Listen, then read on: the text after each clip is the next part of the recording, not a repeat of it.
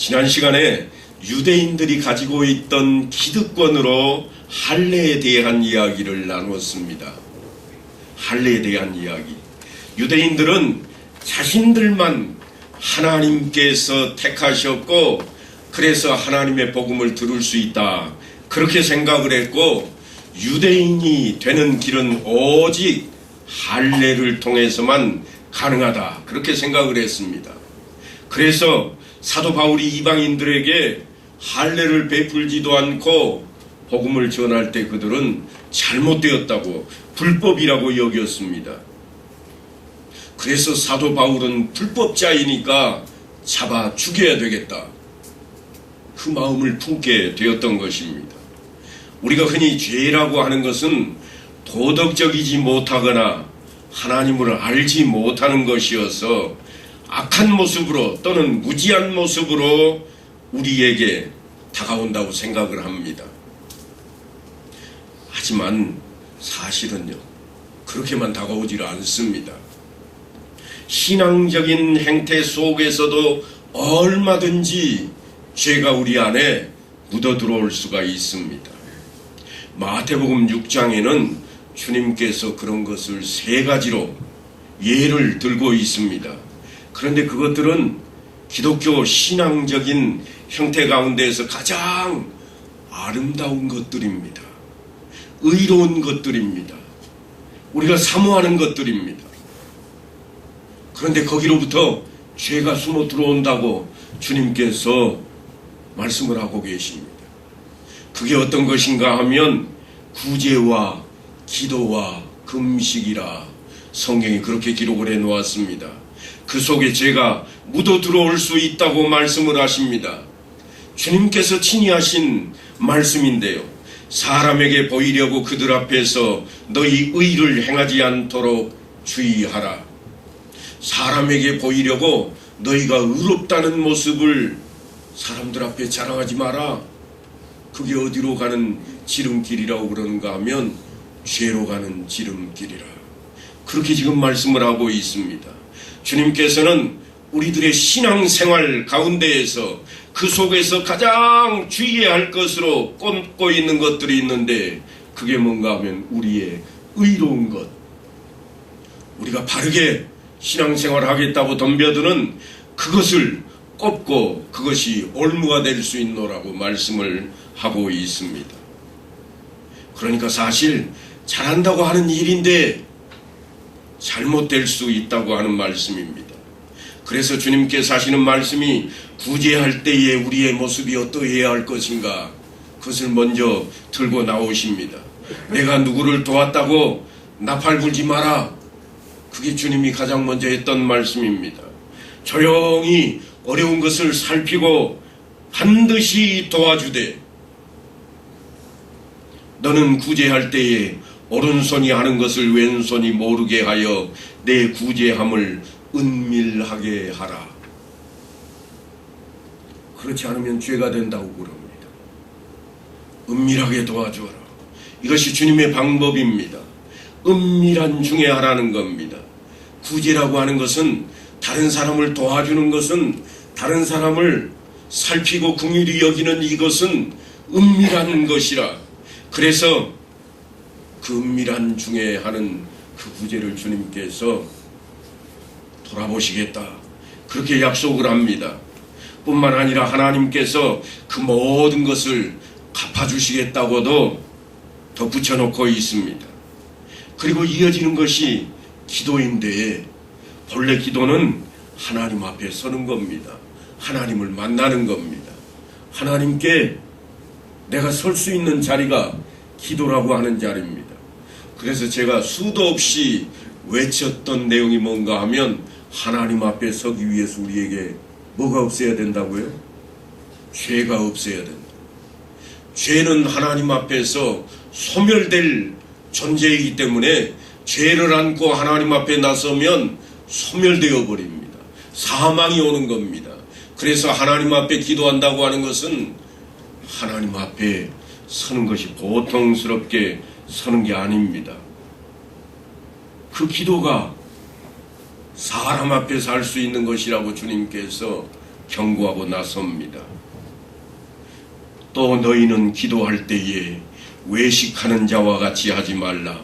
그들은 사람에게 보이려고 회당과 큰 거리 읍 위에 서서 기도하기를 좋아하느니라. 기도하는 것을 많은 사람 앞에 보이는 것으로 택해버리고 말았습니다. 그래도 나는 이 정도로 한다 하는 것을 보이고자 하는 겁니다. 신앙인들 가운데 어떤 분들 명함에는 이렇게 기록이 되어 있습니다. 40일 금식 기도 5회 자랑거리로 여깁니다. 나는 40일씩이나 굶고도 죽지 않았던 5번씩이나 했던 그런 인물이라 자랑거리로 기도를 삼고 있습니다. 아니 금식조차도 그렇게 삼아버렸습니다. 지금 그 이야기를 주님께서 우리 앞에 지금 하고 있습니다.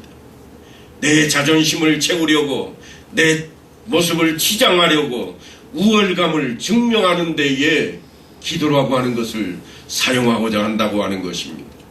그러면 어떻게 되는가 하면 하나님의 뜻을 방해하고 하나님의 일을 저주하는 자리로 가게 되어 있습니다. 무서운 일입니다.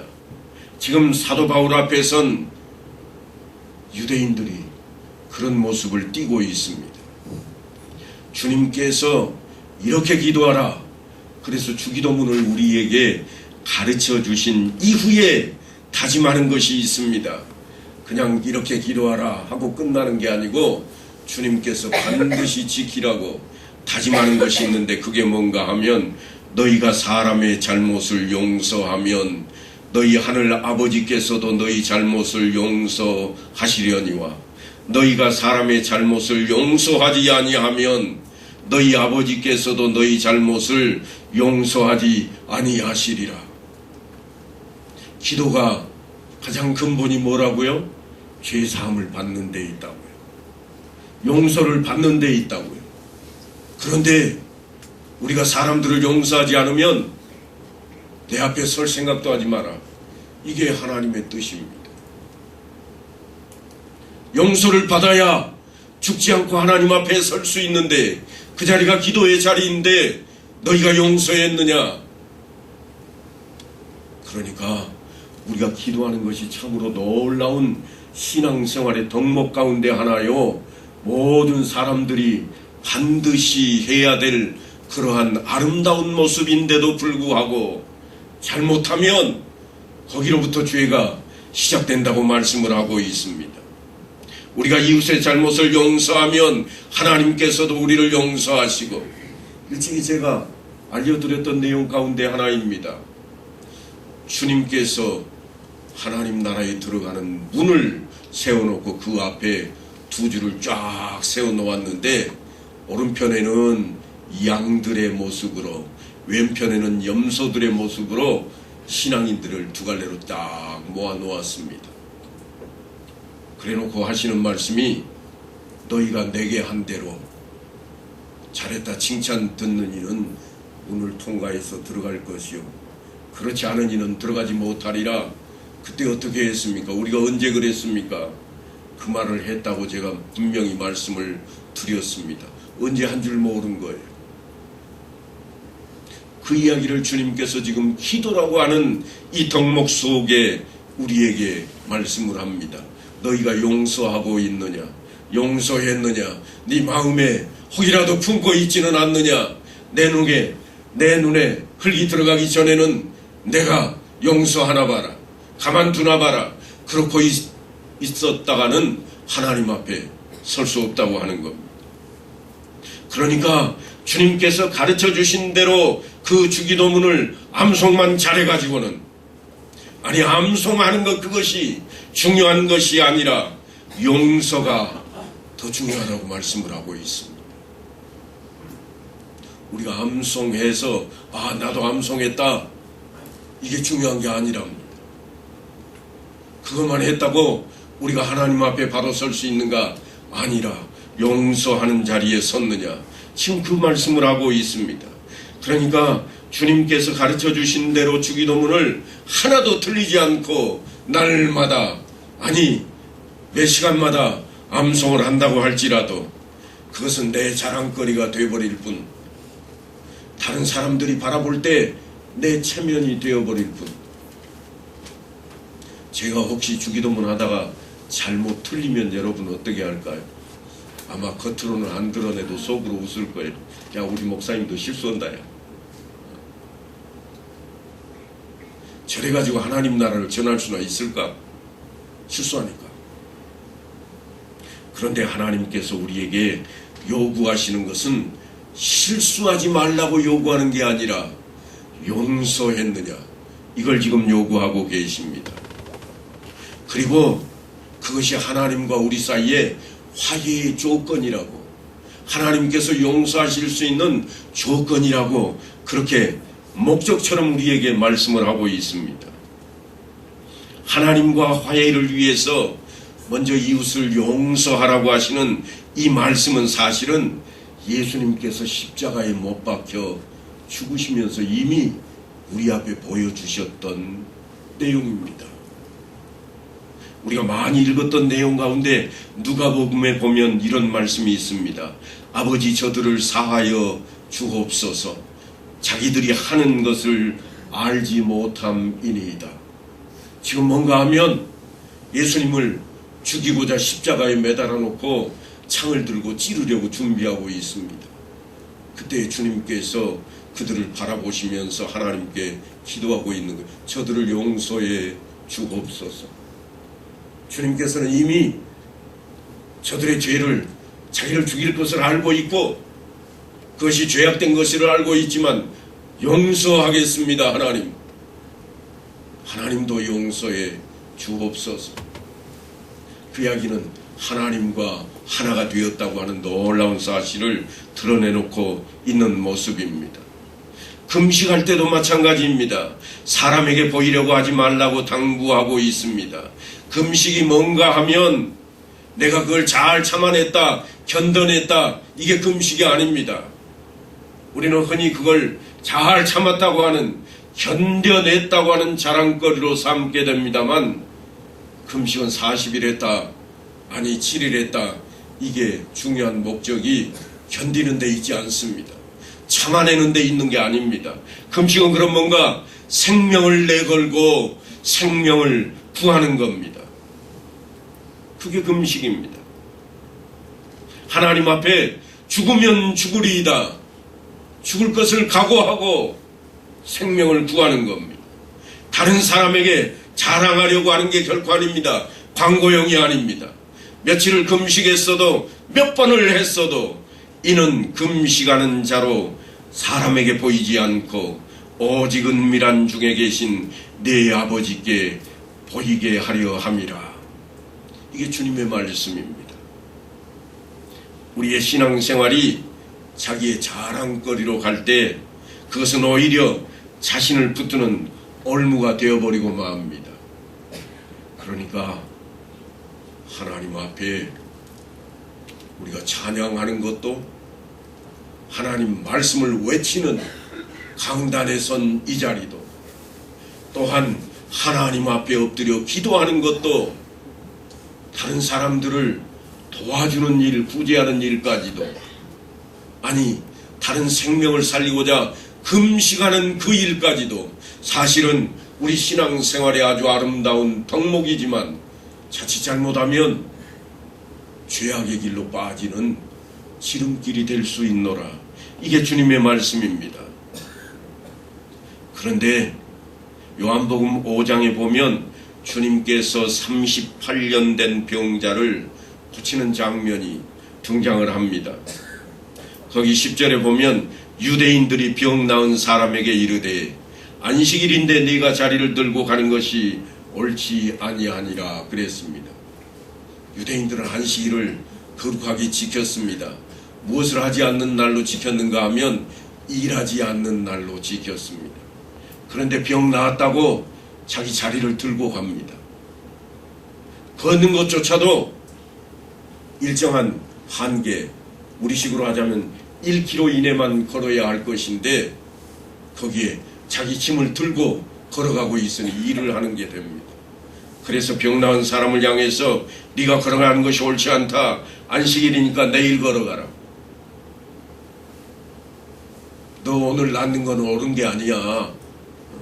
너 오늘 병 치료받는 것은 옳은 게 아니야. 언제 그러면 치료받아야 되는가? 안식일이 아닌 다른 날 치료받아야 돼. 이렇게 지금 외치고 있는 겁니다. 그래야 무엇이 되는가 하면 먼저 지킨 사람들이 잴 수 있는 거리가 되는 겁니다. 사람들이 하나님의 주권과 그 위치를 자기들이 차지하고 있습니다. 그리고 자기 밑으로 줄을 세우고 있는 겁니다. 안식일은 너희가 이렇게 지켜야 돼. 그 이야기는 뭔가 하면 지금까지 지켜온 우리가 먼저다. 너는 오늘부터 지키려고 하잖아. 너는 나중이야. 그런 시비가 성경 속에 여러 곳 등장을 합니다만, 그러면 오늘날 우리 교회 안에는 그런 일들이 없을까요? 교회의 유익을 위해서 반드시 뭐가 있는가 하면 질서라고 하는 게 있습니다. 질서를 지키지 말라.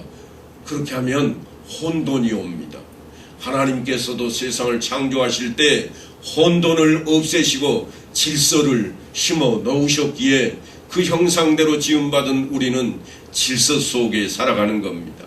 하지만 그 질서 속에 기득권이라고 하는 것이 드러나게 된다면, 아니 자기를 드러내기 위해서 줄 세우기 하는 것이 드러나 버린다면 우리에게는 더 이상 그 자리가 필요 없는 자리가 되어버릴 겁니다. 왜냐하면 하나님께서 싫어하시는 자리니까. 우리는 그렇지 않다고 생각하시나요? 그럴 수도 있겠습니다만 우리가 너무나도 쉽게 생각하는 것 가운데 이런 것이 있습니다. 도회지 교회에서는 이미 오래전에 사라져버린 그런 이야기입니다만 우리는 시골이다 보니까 아직도 그런 일들이 있을 수 있습니다. 혹시 그런 일이 있더라도 용서하시고 들으시고, 아, 그런 일이 우리에게도 있겠다, 이렇게 생각해 주시면 좋을 것 같습니다. 무슨 이야기인가 하면 어느 한쪽의 잘못이 아니라, 잘못에 대한 이야기가 아니라 양보와 관용에 대한 문제입니다. 예배에 출석하시는 분들이 늘 그 사람이 그 사람입니다. 오늘 또 딱 보니까 다 대충 제가 눈 한번 싹 돌리면 아, 누구 왔고 누구 안 왔네 알 수 있습니다. 왜요? 맨날 똑같은 자리에 고스란히 그 모습대로 앉아 있으니까요. 변하지를 않습니다. 항상 그 자리에 계시는 거예요. 그런데 처음 온 사람은 어떨 거예요? 새로 나온 사람은 어디에 앉아야 될지도 모릅니다. 그러니까 어떻게 하는가 하면 다른 사람들보다 안 보이는 자리, 편안한 자리를 대충 택합니다. 그래서 그 자리에 딱 앉게 되는 겁니다. 그런데 놀랍게도 그 자리에 앉던 분이 나오시면 어라, 내가 앉던 자리에 다른 사람이 앉았네. 어쩔 수 없지 뭐. 그리고 다른 자리에 가서 앉습니다. 그런데 앉고 보니까 영 남의 집 온 것 같고 활발하지가 않습니다. 자리만 조금 옮겼는데 어색합니다. 말씀을 듣고 찬송을 하는데도 썩 마음이 즐겁지를 않습니다. 그래서 뒤숭숭한 마음으로 예배를 드리게 됩니다. 그리고 이제 끝나고 가면서 참다 못해서 한마디 합니다. 여보시오, 왜 당신 내 자리에 앉았어? 그 이야기는 뭔가 하면 나 당신 때문에 오늘 기분이 썩 좋질 않아. 예배를 내가 마음 놓고 온전하게 드리지를 못했어. 편하지 않는 마음이야. 그 이야기를 하고 있는데 처음 나오신 분은 그 자리가 그분 자리인지를 모릅니다. 그래서 돌아가면서 그분이 생각하는 게 뭐라고 그러는가 하면 나오지 말까 보다. 내가 이런 소리 들으면서까지 나와야 되는가, 그런 마음을 품다 보니까 얼굴 색깔이 확 변합니다. 하얘지는 거죠. 그러면 옆에서 보는 다른 분들이 어떻게 보는가 하면 이렇게 봅니다. 자기 일이 아니니까 자리 하나 가지고 되게 유세하네. 그런데 여러분, 안 당해본 사람은 모릅니다. 당해봐야 알아요. 내가 앉았던 자리에 다른 사람이 앉아있는 것을 한 번쯤 당해봐야 내가 다른 자리에 앉았을 때 이게 조금 껄끄럽고 불안전하고 하는 모습을 느끼게 된다, 그 말입니다. 무슨 말씀을 지금 드리고 있는가 하면 관용에 대한 이야기입니다. 옳고 그름에 대한 이야기가 아니에요. 질서라고 하는 것은 관용이 있느냐 없느냐를 가지고 따져야 됩니다. 양보를 할 수 있느냐 없느냐, 이게 질서가 유지되고 안 되고 하는 차이입니다.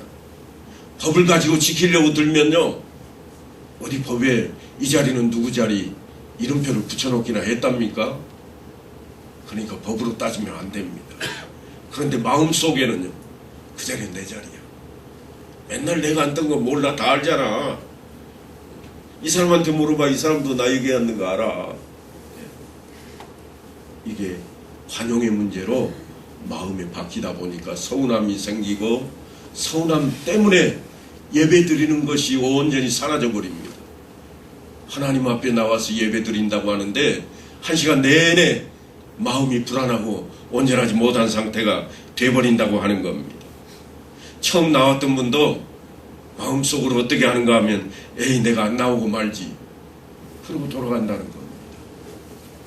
이게 기득권에 대한 이야기입니다.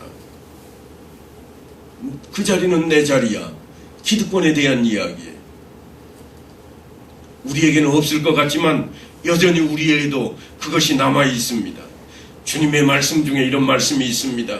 누구든지 나를 믿는 이 작은 자 중 하나를 실족하게 하면 차라리 연자맷돌이 그 목에 달려서 깊은 바다에 빠뜨려지는 것이 나으니라.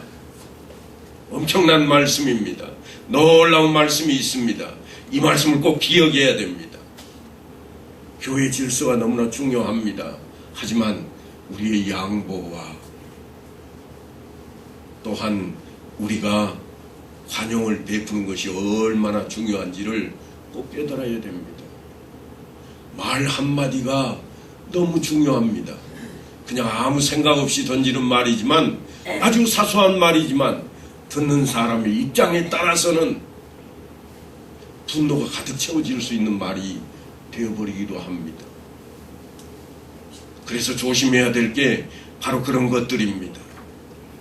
성경에는 대표적인 이런 싸움에 대한 이야기가 있습니다. 우리만 가지고 있는 게 아니라 성경 속에 있는 이야기입니다. 민수기에 기록이 되어 있는 이야기 가운데 이런 이야기가 있습니다. 여호와께서 구름 가운데 강림하사 모세에게 말씀하시고 그에게 임한 영을 70장로에게도 임하게 하시니 영이 임하신 때에 그들이 예언을 하다가 다시는 하지 아니하였더라. 그 기명된 자 중 엘다시라 하는 자와 메다시라 하는 자 두 사람이 진영에 머물고 장막에 나가지 아니하였으나 그들에게도 영이 임하였으므로 진영에서 예언한지라.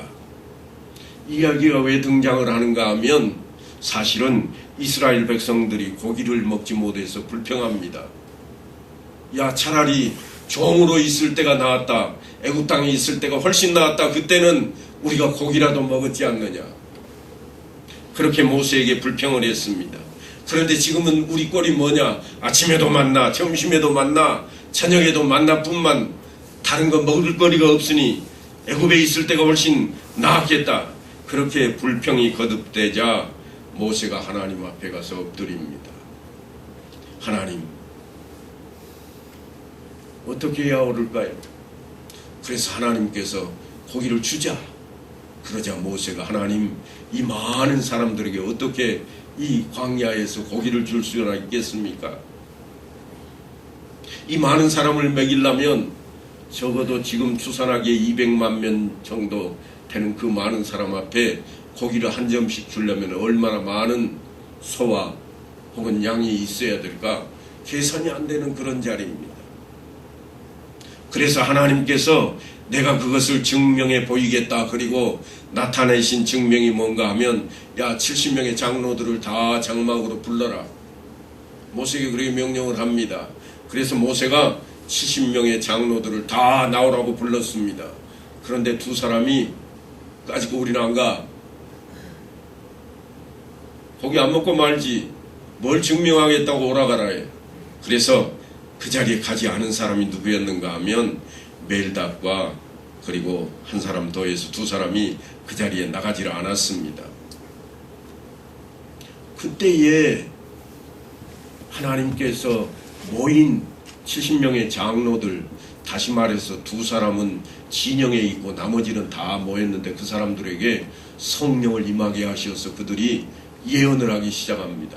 하나님의 말씀을 막 떠들기 시작합니다. 모세만 하는 줄 알았더니 장로들도 다 똑같이 그렇게 사람들 앞에서 막 외치고 있습니다. 장막에서 난리가 났습니다.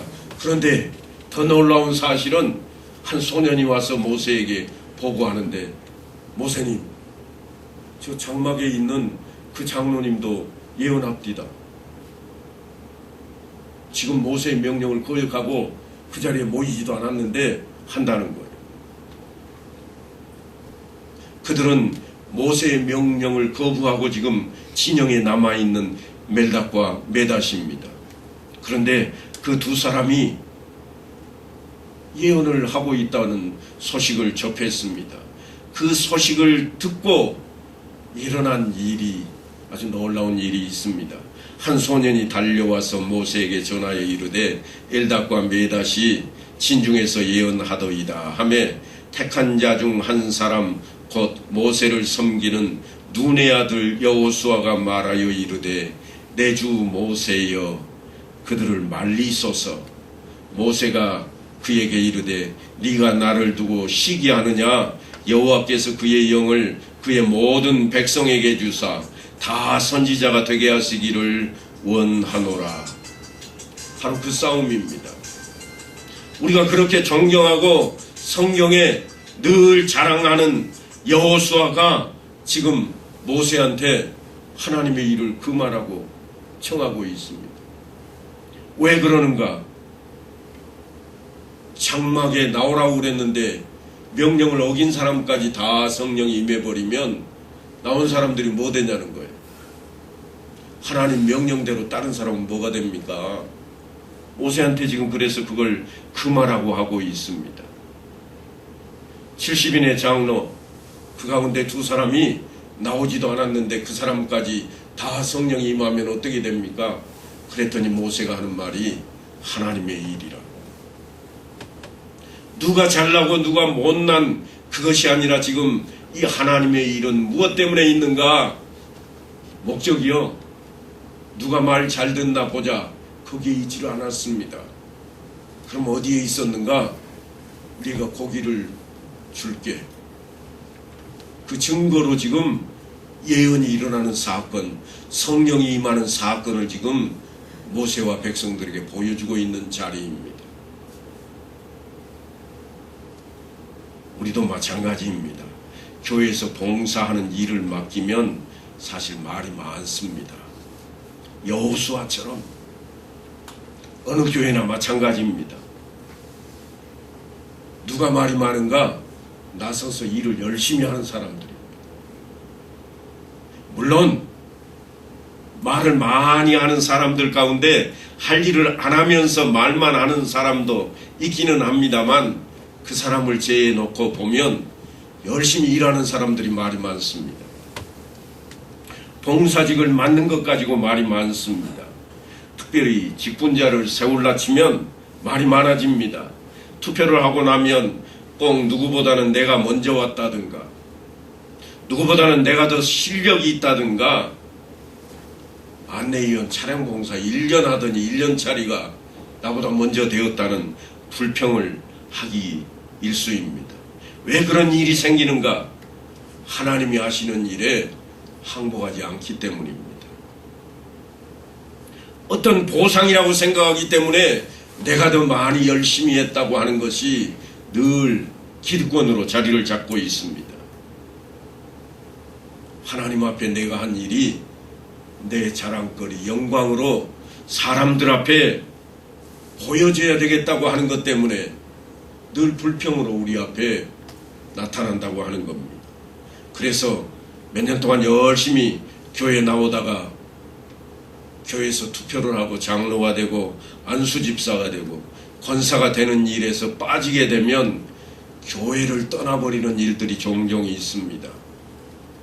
여러분 혹시 보따리 살 생각하고 계시나요? 조금 기다리십시오. 선거 아직 안 할게요. 하지만 우리 조심해야 됩니다. 그것이 병폐입니다. 쓸데없는 기득권이 만들어낸 결과물입니다.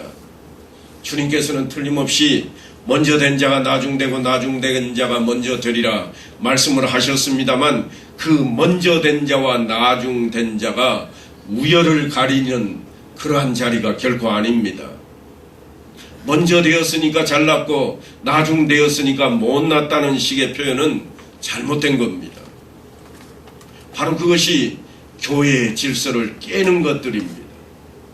누가복음에도 나오는 이야기인데요.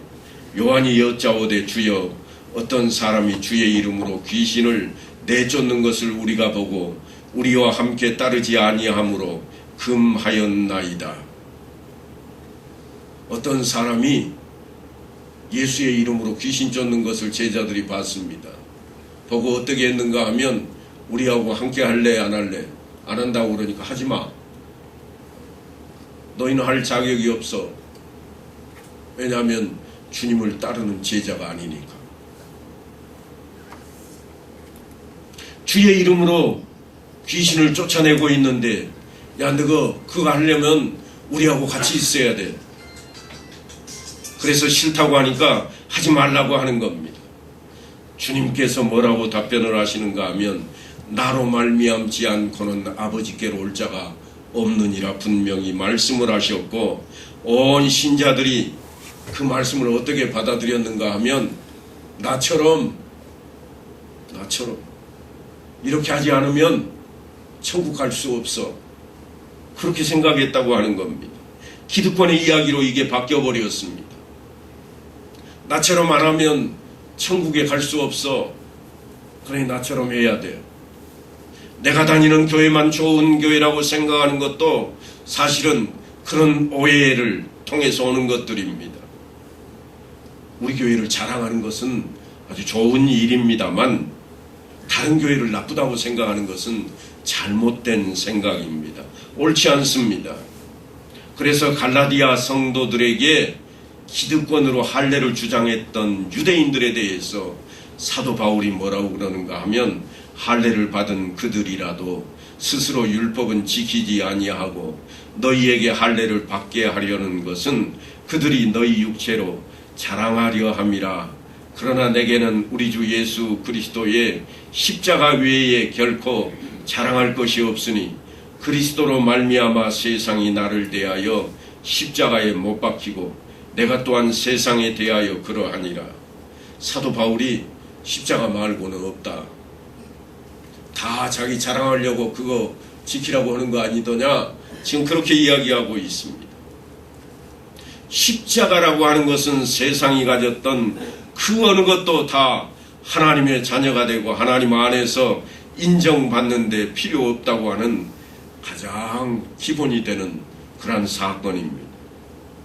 많이 배운 사람이나 덜 배운 사람, 유대인이나 이방인이나 상관없이 하나님의 은혜와 긍휼로 그리스도의 십자가로 말미암아서만 구원을 얻게 된다고 하는 거듭남에 대한 이야기입니다. 그런데 신앙을 우리의 자랑거리로 만들려고 할 때 그것은 늘상 기득권이 되어서 우리 앞에 나타난다고 하는 겁니다. 유대인처럼 바리새인들처럼 주님께서 원치 않는 길로 자기 자신도 모르게 그렇게 접어들어버리고 말았습니다. 유대인들은 자신들의 생각이 옳다고 그렇게 생각을 했습니다만 옳지 않았습니다. 자신들만이 하나님께서 택하신 자라고 그렇게 여겼지만 사실은 그렇지 않았습니다. 자신들이 신자인 줄 알고 있었지만 주님께서는 그들을 향해 독사의 자식들아 그렇게 부르고 계십니다. 우리의 신앙도 잘못된 길로 접어드는 가장 큰 이유가 사실은 그 책임이 교회에 있지 아니하고 목사에게도 있지 아니하고 부모에게도 있지 아니하고 본인 마음속에 있는 것을 우리는 들여다볼 줄 알아야 됩니다. 왜냐하면 내 마음속에 쾌락이 먼저이기에 내 마음속에 부가 먼저이기에 우리가 넘어지고 있기 때문입니다. 더 이상 남을 핑계대서는 안 됩니다. 그 자리로부터 돌이켜야만 합니다. 이제 한번 옆을 한번 살펴보십시다. 신앙이라고 하는 것은 나 홀로 가는 것처럼 틀림없이 그렇게 보여집니다. 왜냐하면 하나님과 나와의 사이니까. 하지만 그 길은 홀로 가는 길이 아닙니다. 함께 가는 길입니다. 동행입니다. 주 안에서 언제든지 하나가 되는 것입니다. 그래서 주님께서는 나보다는 남을 더 낫게 여기라고 그렇게 말씀을 하고 있습니다. 관용을 베풀라고 질서에 대한 이야기를 하실 때마저도 관용을 베풀고 용서하라고 그렇게 말씀을 주고 있는 것입니다. 이제 주님의 그 사랑으로 우리 모두가 교회 안에서 또한 교회 밖에서 우리의 생활 가운데에 정말 하나님의 마음을 읽어가는 그런 자리로 나갈 수 있게 되기를 간절히 축원합니다.